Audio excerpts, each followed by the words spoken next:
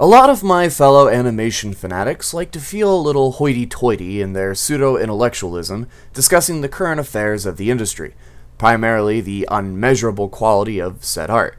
However, they quickly make one of the biggest fallacies in my mind that completely nullifies their side of the argument, that somehow the past had the best era of quality and as such anything today could never be better.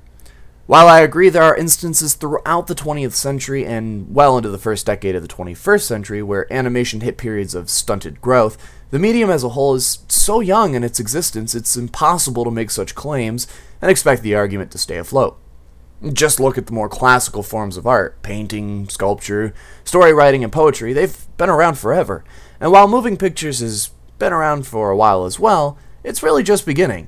And with the Earth as we know it becoming smaller thanks to huge jumps in technology over the last 100 years, we're really just now beginning to enjoy the fruits of having a cross-borders culture. And the perfect storm of utilizing an art form and celebrating multiple other cultures into a single package came to a head in 2005 when Nickelodeon Studios presented Mike DiMartino and Brian Konietzko's cultural phenomenon, Avatar: The Last Airbender. If you need me to tell you, go watch all 3 seasons of the show. It's evidence of how amazing animation can be used to tell stellar stories. They're available on DVD pretty cheap, and they stream on Netflix, so consider yourself spoiler warned. Avatar was and is immensely popular, and I believe the biggest reason for its success is due to the mindset the creators had before the series ever came to be, and it's a theory I have crafted over many years of indulging on this art. Both of the creators walked into Nickelodeon Studios with a complete story idea before they even pitched the show. They knew what they wanted to tell and had a solidified beginning, middle, and end. Now, they may not have known exactly what each particular episode was going to be about, they just knew where they wanted to take the characters and how they wanted them to get there. This is extremely evident as you watch the series. There is no filler. Every episode has a reason for being there, whether it be for character development or filling in an overarching story. And when it came time to end the series after 3 seasons, the series finale gratifies the audience and gives closure to the story.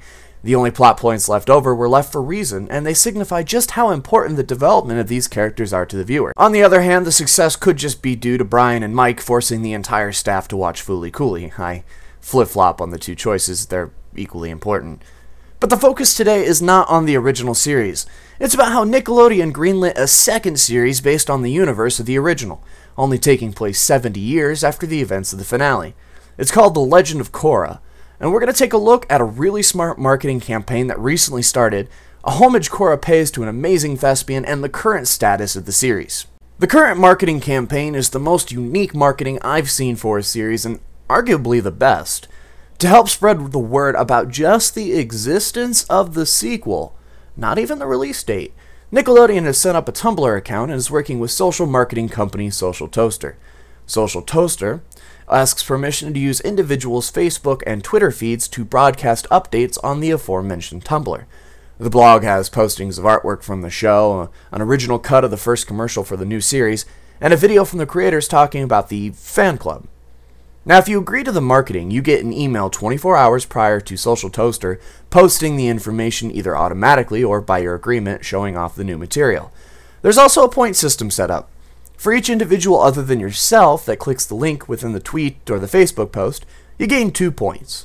If they end up registering with the site as well, you gain another 10 points. When you reach 75 points, you get thrown into a drawing to win a trip to the San Francisco Comic-Con to meet the creators. 150 points nets you unreleased music tracks for the new series. The first 1,500 people to hit 300 gets the entire Avatar Essentials on iTunes, which is a compilation of 10 episodes from the first series. And lastly, the first 100 people who hit 500 points gets an autographed print.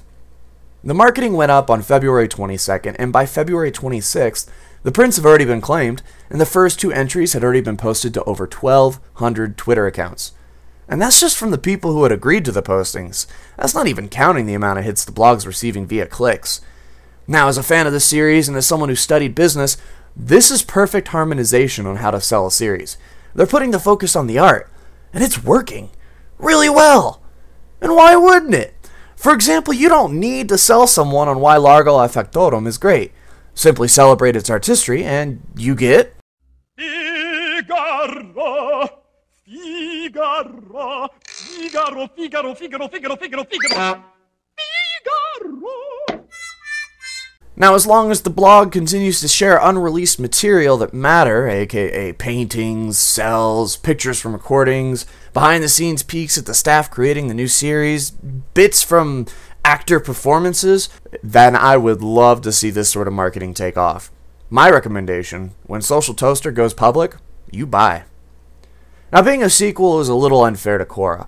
I'm looking at it as more of a continuation.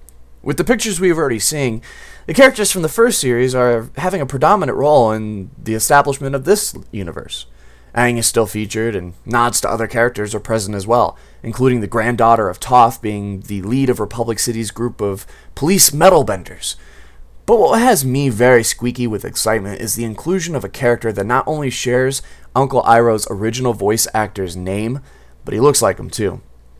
Mako Iwamatsu, who was the voice of Uncle Iroh, passed away between Season 2 and 3 of the original series back in 2006. And this character is paying homage to the amazing work that Mako did over the years. And it's really, really cool, and I cannot wait to see what they're going to do with the character. Now, if you listen to Rob Paulson's podcast, which you should, because it's awesome, the 29th episode that released on February 24th featured D. Bradley Baker as his special guest. D voiced Appa and Momo in the original series, as I'm sure you know. Besides talking about how amazing D's career is, and how he speaks fluent German, which is totally cool and now has inspired me to read Nietzsche, also mentioned that he will not only be playing an antagonist this time around, as well as the animal noises, of course, but that production on the first book of 13 episodes sounds like they are nearing completion, since they're already doing ADR on them, which is usually the last thing before they're ready for broadcast. It's a bummer we still don't have a premiere date for this series, but I do believe that this marketing will keep us plenty entertained for the time being. Besides, gives me time to rewatch the original series again. Until next time.